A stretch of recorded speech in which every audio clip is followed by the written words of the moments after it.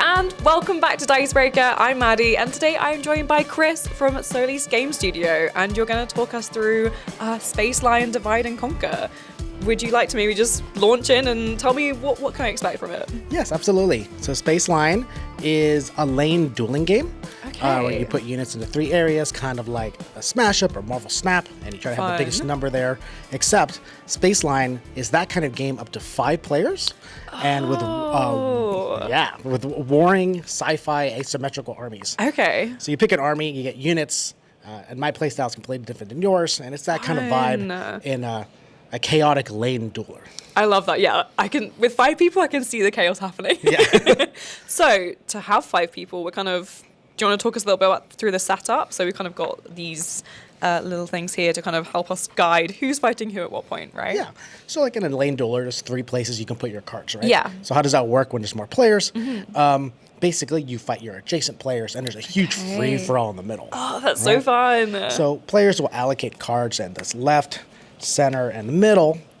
And after all players have done that, we will fight. This will flip, and this battle's only against you. Cool. This battle's only against this player. Right. And then all the things in the middle. Oh, and that's where the fun is. Right? Okay, I like that. Yeah. As we inject players, basically, we just do this kind of setup with a 5th one. Right. So you really only have to worry about your sides. Yeah, and that's then the the mega battle in the middle. Okay, that's nice. Right? Yeah. And so we've got each got kind of set of cards in our hands. And there's, did you say 7? 7, yeah. 7. So you can kind of almost start guessing what other people are kind of putting down and kind of strategizing and be like, okay, well, do I think they're going to go really big in the middle or really big here and stuff? That's a really fun concept. I really like that. Yeah, so the army is 7 cards, which are units in this game, right? Right. Like the 6 is my spaceship, and then like the 2 are my Marines. So it's fun. so the That card makes is like more sense. like a platoon. Really. Yeah, right. Yeah, so the big one is your big spaceship boy, and Yeah. then your smaller and smaller ones. Yeah, and since the army is only 7 cards, which seems like really light, and like a 2-player version, it's really quick actually. The game is like 20 minutes. But since when you get more players, then it's 7 times 5. Yeah, so it gets nuts. Suddenly a lot of cards on the table. So yeah, there's a sense of like what they're going to do when you start understanding where my cards are, and like, oh, I don't know where that 6 is. That's his big boy, right? So we use the low card count and the numbers to get into the strategy much quicker. Yeah, it's nice. Yeah, it's nice to just jump into a game and start playing and stuff, and that's nice and simple. You know, you're looking at number v number. That's easy to understand. So you're saying 20 minutes for 2 people. What is like general play time for kind of like up to 5 and things like that? I guess I'm assuming pretty quick still. Yeah, actually, when it gets up to 5, it gets a little longer. Yeah, probably like an hour and a half actually. Oh, cool. Okay, yeah. And then the strategy becomes significantly crunchier. Right. And that's where the fun is. Yes. Like, you have like a bunch of cards here, and we all need to resolve them. And at the end of the day, like if I had these cards here, I would have 9 power, and then we all do our effects. And whoever has the bigger number will get a medal. Cool. And the player with the most medal at the end of all the rounds is the winner. Makes sense. And there's 1 round per player. Except in 2 players, you get 2 rounds each. Okay. Right? So basically, when you have the lion head, you get to play your cards first, and you have priority, all that kind of board game stuff, right? And we all take turns and then we'll see who has the most medals. That's very fun. So I'm just looking at the bottom. So they have specific powers as well for each of the different numbers you're playing? Yeah. So since it's only 7 cards, the game strategy is really where you allocate them. And other than the bases, you can actually put them in your own base. Oh, right? okay, yeah. To do the effect. So if you look at this card, if I were to discard her, you get to do the purple effect. Right. And I put her here, showing the whole table. I am not using my foreign battle. I see. So yeah, so you're getting a good effect, but also it's like, well, then people have a little idea of one of your numbers. I can also put units face down, and that's what you do normally. Yeah. I can also play units face up, giving away the number, but I get an immediate effect. Oh, that's fun. Okay. So the flow of the game is I will discard 1 card, play 1 card, and you do the same. And we do that until we've used most of our cards. Okay. And then the fight begins. Oh, right. I see. So you're kind of like setting up, and so then a board would look more like this in reality, because you can see I only have 1 card here, so it could be a 6. This could be a 6. There's 2 there. That's fun. Yeah, so you can really start seeing a few things to really start trash talking. Like, okay, so like I don't the 6 isn't like covered, so it's got to be one of these 3. So I just start kind of piecing it together. That's really fun. Yeah, and we also do the battles one at a time, which can develop the strategy. Yeah. So when the battle begins, you also get a sense of like what's left. You're making decisions while the battle's resolving. Okay. So if you had like a card here, let's put some dummy cards here, right? Yeah. And I have the lion, and now where the fight begins. Like, oh, which of these battles do I want to fight first? And that's also a strategic decision. Hey. So I'll pick this one. We flip the cards. We read our red effects. Those are our battle effects. Right. We fight. We determine the winner. That winner gets a medal. And then these units go home. Okay. Right? Yeah. And then we continue. And now that I've done this, I know there's no one over here. So, okay. Yeah, that's like, that's really cool. So you can like, timing and stuff is everything as well as just going for big numbers. Yeah, in a weird way, it's almost a war game. Yeah, right. Yeah, you're like plotting all of these like specific things. Yeah. That's really cool. So one of the big flavors of the game is the asymmetrical armies. Yeah, I love the art. Just like got to get into that as well. Like I'm instantly saw that. I was like, oh my god, okay, I want to play this one. Like that's really cool. Yeah. So let's just talk about the art first. Yeah. We put like a huge amount of effort into it, and it spawned off this comic book sketches really specific. The splash art in Marvel vs. Capcom 2. Oh, okay, like, fun. I want to see the pencil art. I want to see the bold colors in sci-fi, and off those parameters, we hand drew all these things. Wow. Right. It very much feels like a comic book. It's really cool. Yeah.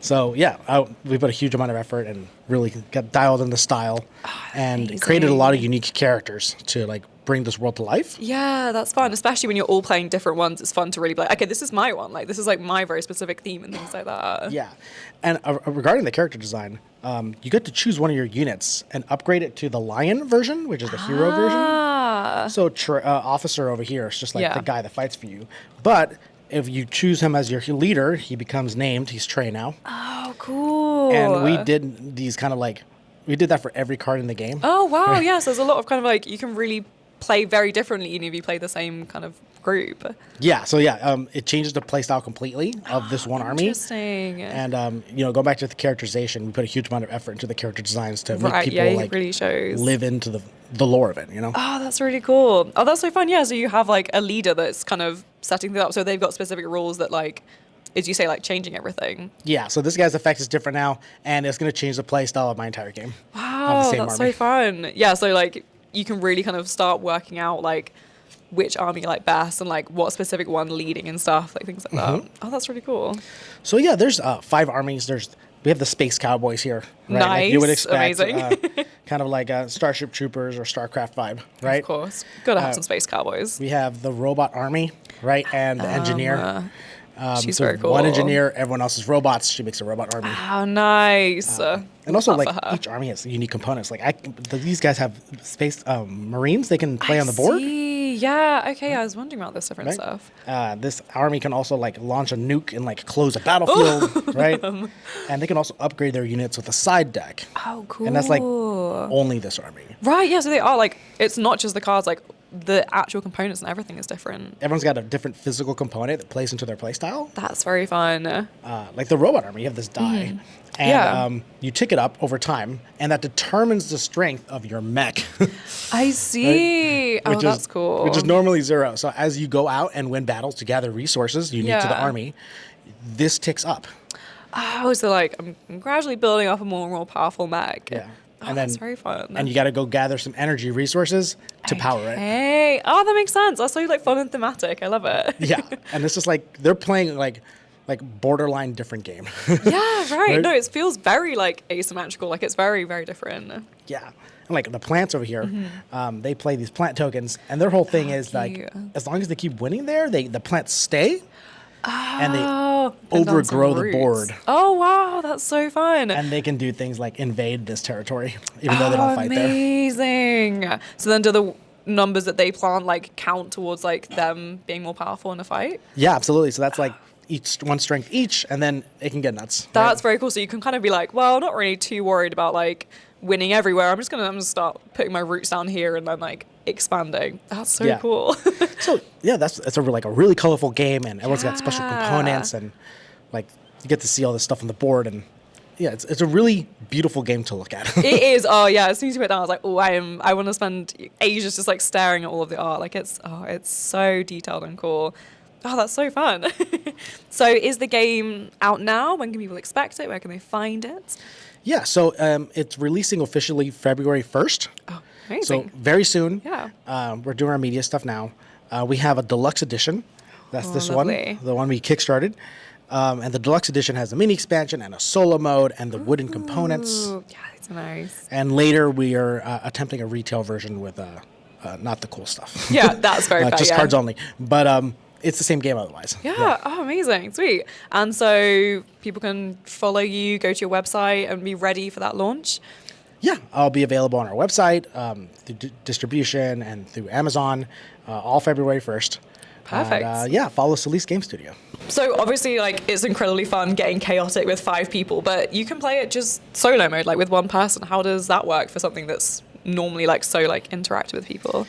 Yeah, the solo mode I love it. It's actually incredible, and it worked really well for this game. Oh, that's so interesting. So I'll walk you through it. Yeah, please do. But what the cool thing about the solo mode is like not only can you just play against it, but you can inject it as a player into a multiplayer game. Oh, cool. To get these big battles going. Yeah, that's so fun. So if you've got 2 people, you're like, I kind of want some chaos. Like, let's mix it up a bit. Yeah.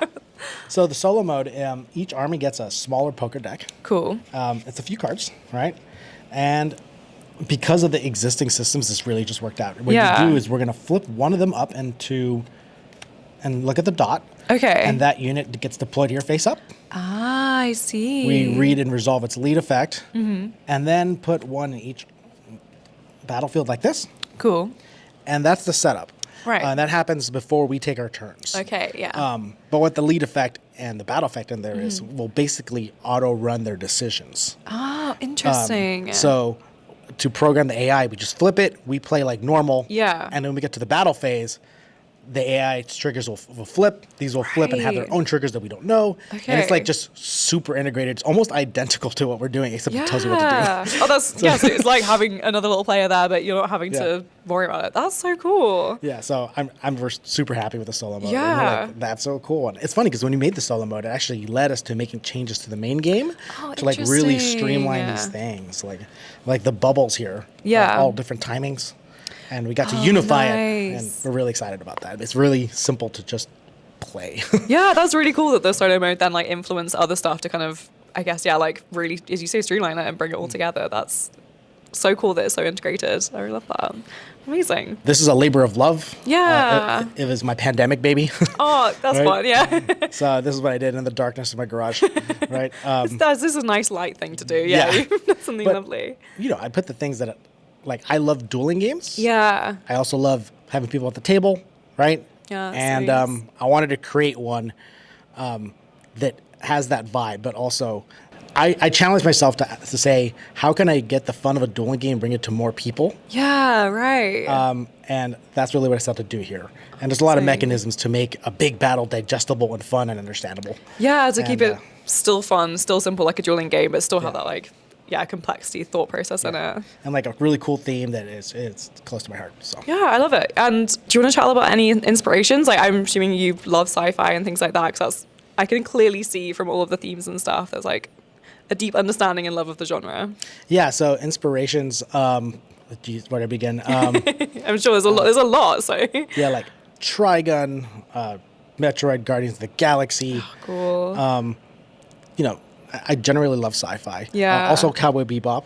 Oh, nice. The game is actually named after a song that is from Cowboy Bebop. Oh, no way. I didn't realize. Oh, that's so fun. So any fans instantly noticed that probably. Yeah, exactly. Yeah. Oh, that's so cool. Nice. Yeah, so it's very like from someone who really loves and understands it, really. That's cool. Thank you so much for joining me, Chris, and talking me through this. Looks so fun. It's great. Thank you so much. And thank you, everybody, for watching. Really, really appreciate it. So everyone can find you at Solis Game Studios on socials, website. Yeah, absolutely. Yes, I'm on all the socials, and find me and have a chat. Thank you. Perfect. Amazing. Thank you so much for watching, everybody. I hope you all have a lovely day, and until the next one, bye.